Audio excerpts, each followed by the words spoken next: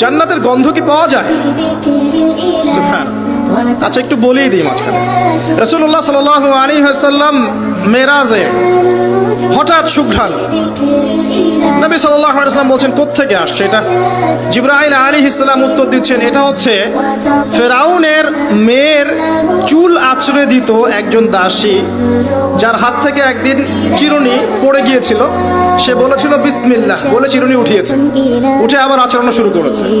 এখন এর মেয়ে শুনে ফেলেছে, বিসমিল্লাহ বলে উঠিয়েছে। সেই মেয়ে ফেরাউনকে বলল যে আপনাকে বাদ দিয়ে এই দাসী আরেকজনকে ইলাহ মানছে।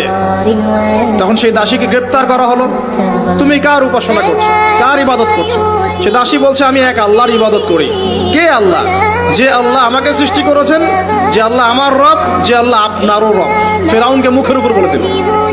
এবার ফেরাউন তাকে ধরে বলছে, ফিরে আসো তোমার মতাদর্শ থেকে, না হলে তোমাকে জীবন্ত আগুনে পুড়িয়ে মার। কি বলছে? আগুনে পুড়িয়ে মার। তো সে ফিরে আসে না। তখন ফেরাউন দেখলো তার সন্ততি আছে কিনা। সন্তানরা আমাদের সফট কর্নার না, সন্তানকে ডেকে আনা হলো। দুইটা বাচ্চা, দুইটা কি তিনটা বাচ্চা।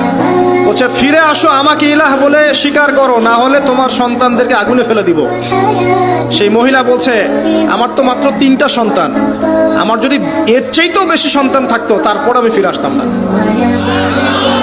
একে একে মায়ের চোখের সামনে এক এক করে বাচ্চাদেরকে জীবন্ত আগুনে পুড়িয়ে ফেলা। শেষমেশ সেই মেয়েটাকেও, সেই দাসীকেও জীবন্ত আগুনে পুড়িয়ে দেওয়া হলো। নবী সাল্লাল্লাহু আলাইহি ওয়াসাল্লামকে জিবরাইল আলাইহিস সালাম বলছেন, ওই যে ফেরাউনের দাসী, অনেকে বলেছে তার নাম আসিয়া, এই নামটা কোরআনে নাই। নবীজি পেলেন তো? অন্য কোন নবী পেয়েছেন?